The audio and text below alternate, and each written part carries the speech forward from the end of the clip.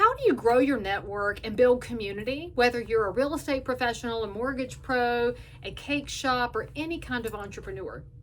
Well, the first thing you have to know is that your network is not optional. This is not something you do for fun or just to add to your business later. It is an integral foundation to a successful business. Now, here's what that network looks like. It may be people who have already done business with you. It may be people you've never met. It may be somebody that's on the periphery of your business that may or may not do business with you, but their life, their profession feeds into yours. This network essentially is a web all around you, under you, over you, and on your sides. I look at it in the town that I'm in. I'm a real estate professional. I have to have a network that includes the ancillary services my clients need, whether it's mortgage services, a surveyor, a home inspector, somebody to do the rotted wood in the crawl space, somebody to pull a dead rat out of the walls, because yes, that just happened. You have to have people you can call. That's part of my network. Now, I'm going to send them business. I'd love it if they send me business one day, but that's not relevant to the equation. Not everything is going to be a one-to-one matchup. That's an important thing to remember about your network. If you go into it expecting everything to be reciprocal all the time, you're failing. I want you to look at your network from an attitude of abundance. What do you have to give to them, knowing that one day it may come back?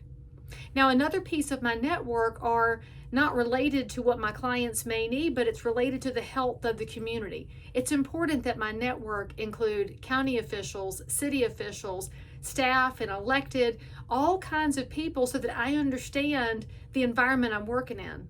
I don't have to agree with them on everything, but I want to make sure I know what they're doing, and that if there's an issue that makes sense, that I respectfully share my opinion. I don't have to agree. Can I repeat that again?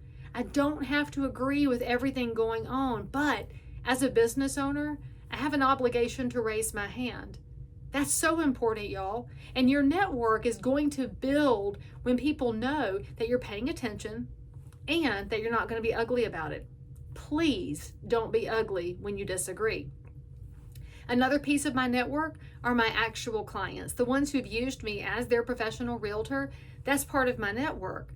I want to make sure that over the next 5, 10, 20 years they're in a house, they can call me for anything. It might be to ask me a question they think is small, like what color should we paint the living room? Or it might be a big deal, like my friend from high school who called and said her baby boy needed to buy a house. Oh, happiest part of my networking ever is multiple generations.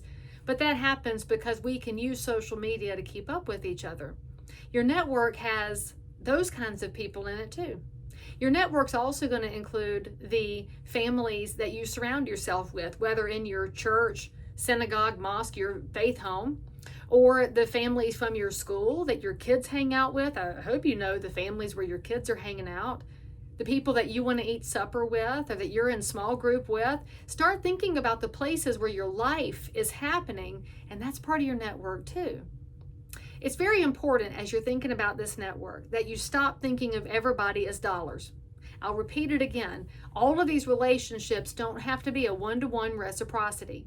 What you want to think about is what you have to give and, frankly, what gaps you're trying to fill yourself. Now, there may be a gap in your professional business, which means your network needs to know what you do. You don't have to talk about it all the time, though, but you could make sure your social media presence includes 10% of your posts that are related to your professional life. It could mean that when you show up and somebody says, "How's your day?" you say, "I had the best day ever. I got to help somebody build a custom engine for their 1979 Ford." If you build engines, if you don't, maybe don't mention that. But start thinking about talking in your day about things that are helpful, interesting, little storytelling. Too many people talk about their day in this way. "Well, how was your day?" "Fine." "Great." "How's the market?" "Slow." "Eh." "All right, what are you doing?" When somebody asks you a question, you have this opportunity, particularly in your network, to be interesting, to tell a story. I love it when somebody asks me how the real estate market is, because my answer is always going to be, it's a little weird and it depends, because some houses are selling quickly and some are not, and I never know which house is which. That's not even a specific story because I don't want to give away all of my clients' information, but I can tell enough that they want to ask for more information. It doesn't matter what you do professionally, as long as you're starting conversations, your network is going to find you to be very interesting.